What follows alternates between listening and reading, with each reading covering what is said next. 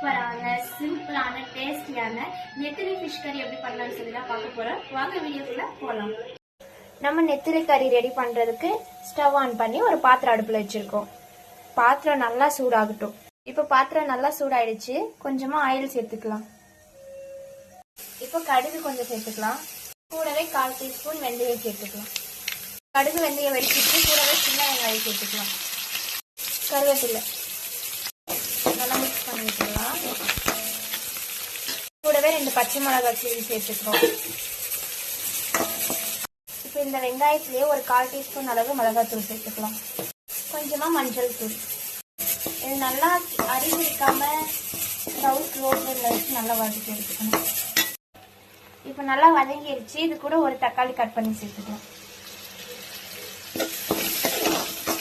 குழம்புக்கு தேவையான அளவு சால்ட் சேர்த்துக்கலாம். இப்போ தக்காளி நல்லா வதங்கிடுச்சு. இதில் நம்ம தேவையான அளவு புளி தண்ணி சேர்த்துக்கலாம். கூடவே அரைச்சி வச்ச மசாலாவை சேர்த்துக்கலாம். இப்போ மசாலா அரைச்ச ஜாரை வாஷ் பண்ணி தண்ணி சேர்த்துக்கலாம்.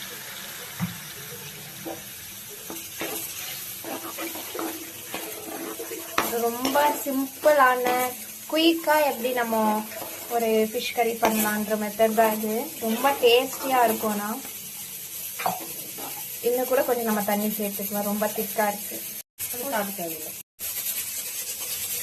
அவ்வளோதான். இது நல்லா கொதிக்கிட்டோம்.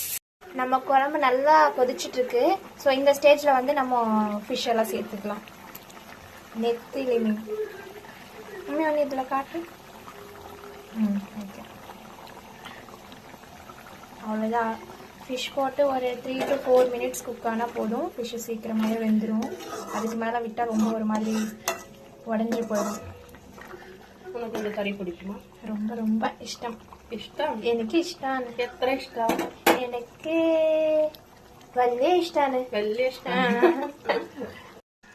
அவ்வளோதான். நம்மளோட என்னோட ஃபேவரட்டான நெத்திலி கறி சூப்பராக ரெடி ஆயிடுச்சு. இங்கே செம்மையாக ஸ்மெல் வருது.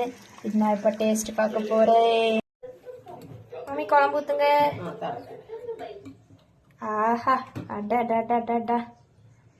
என்னதான் வெஜ்ஜு சாப்பிட்டாலும் அந்த சண்டே வந்தா ஒரு மீன் குழம்பும் நல்லா ஒயிட் ரைஸோட சாப்பிடும்போது அதில் இருக்கிற ருசியே வேற. Mummy taste பண்ணிடுவோமா?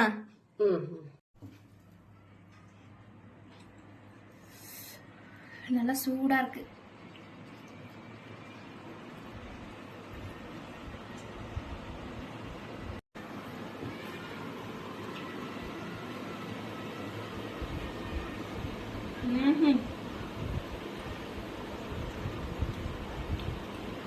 புரியாது டேஸ்ட் மம்மி.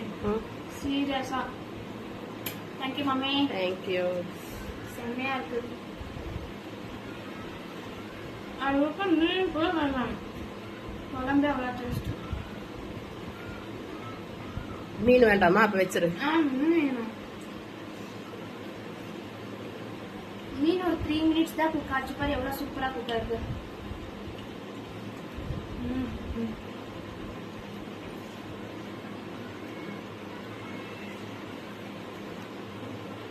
சாப்பாடு பிசைஞ்சு அது அப்படியே ஒரு நெத்திலி எடுத்து வச்சு நல்லா ஊற்றி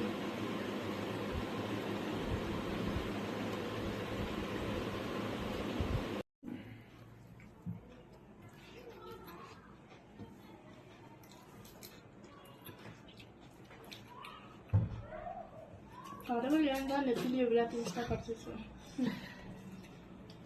ஃப்ரை சாப்பிட்டு பாரு. ஆமாம்ல, ஃப்ரை என்ன டேஸ்ட் நல்லா கிறிஸ்பியாக இருக்குங்க. அதில் முள்ளு கூட எல்லாம் வெந்திருக்கும் நல்லா எண்ணெயில். இப்படியெல்லாம் வராது. நீ முள்ளோட சாப்பிட்டுக்க வேண்டியதா. நல்லா குக் ஆச்சு.